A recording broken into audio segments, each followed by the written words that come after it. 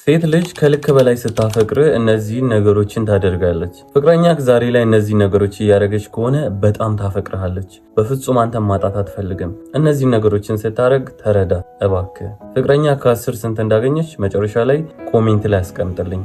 አንቺም ይሄን ቪዲዮ ላኪለትና ስንት እንዳገኘች ጠይቂው። አንደኛ እንደ ህፃን ትሆናለች። ቦታው ላይ ታኮርፋለች፣ ቦታው ላይ ትስቃለች፣ ቦታው ላይ ትጫወታለች።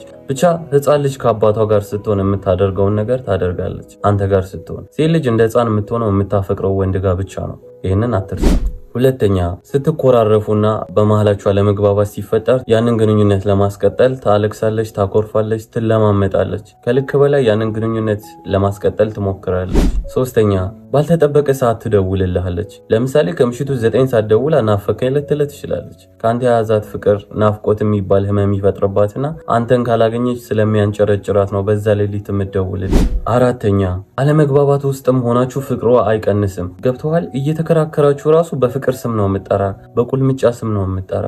ባለመግባባት ውስጥ ለአንተ ያላት ስሜት እንዳልቀነሰ የምታውቀው በዛ ነው። የማታፈቅር ሴት በክርክር ጊዜ ማንነትን ትረሳለች። ኢቭን ልትሰድብህ ራሱ ትችላለች። እቺ ግን አለመግባባት ውስጥም ሆና ስለምታፈቅር በፍቅር ስም ነው የምትጠራ።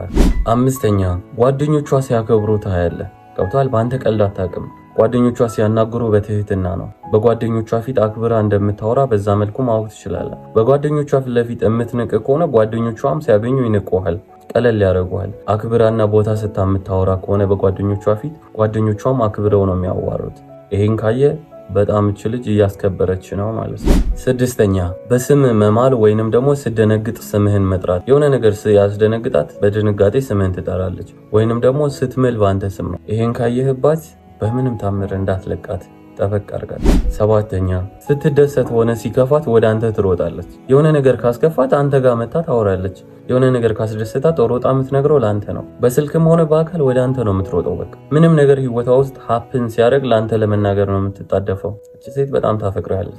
ስምንተኛ እስካሁን የጠቀስኩልህ ራሱ ቢቀር እችኛዋን የምታደርግ ከሆነ ሌላውን ቀስ በቀስ እንድታስተካክል አድርጋት። የሆነ ችግር ውስጥ ወይንም የሆነ ሀዘን ውስጥ ስትገባ በአንተ ችግር በአንተ ጭንቀት የምትጨነቀው እሷ ነች። ከአንተ በላይ ለመፍትሄ ትሯራጣለች። ከአንተ በላይ መፍትሄ ለማግኘት ትፍጨረጨራለች። ያንተን መከፋት በምንም ታምር ማየት አትፈልግም። እራሷ ላይ ቢፈጠር መፍታት የማትችለውን ችግር አንተ ላይ ሲፈጠር ትፈታዋለች። ያ ከእውነተኛ ፍቅር የመነጨ መስዋዕትነት ይባላል። ዘጠነኛ ይሄ ነገር ደብሮኛል አታርጊው ያልካትን ነገር ብትለምናት አታረግም። ደግማ ብትሞት አትደግመውም። አንተ ያልተመቸህን ነገር ትተዋለች። ስታረግ አትገኝም። መቼም አታረግም።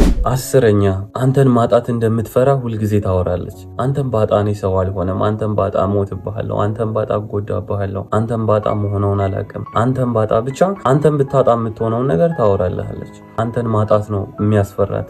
አንተን ማጣት አትፈልግም። እቺ ሴት በህይወት ውስጥ ካለች የዛሬዋ ፍቅረኛ እቺ ከሆነች አባቴ በምንም ታምር እንዳታመልጥ፣ በምንም ታምር ጠበቅ አርጋት። የሚደብራትን ነገር ባለማድረግ ተባበር። እንዳታስከፋት፣ እንደሷ ለሷ ሆነላት። እስቲ ልጠይቅ፣ ፍቅረኛ ከነዚህ 10 ውስጥ ስንቱን አሟልታለች? በፍቅረኛ ማታፍር ከሆነ ኮሜንት ላይ አስቀምጥልኝ። ከ10 ስንት አገኘች? አንቺም ለፍቅረኛሽ ላኪና ከ10 ስንት እንዳገኘች ጠይቂው። አንተ ሳትዋሽ መልስላት። እያንዳንዱን ቆጥረ ይሄን አግኝተሻል፣ እነዚህን አስተካክይ በላት። እንደዛ ነው ፍቅር የሚዘልቀው። የአንዱን ክፍተት አንደኛው እየነገረ። አንቺ በራስሽ የምትተማመኝ ከሆነ ኮሜንት ላይ አንቺ ራስሽ ስንት እንዳገኘሽ አስቀምጪ የራስሽን። አንተም የሷን አስቀምጥ።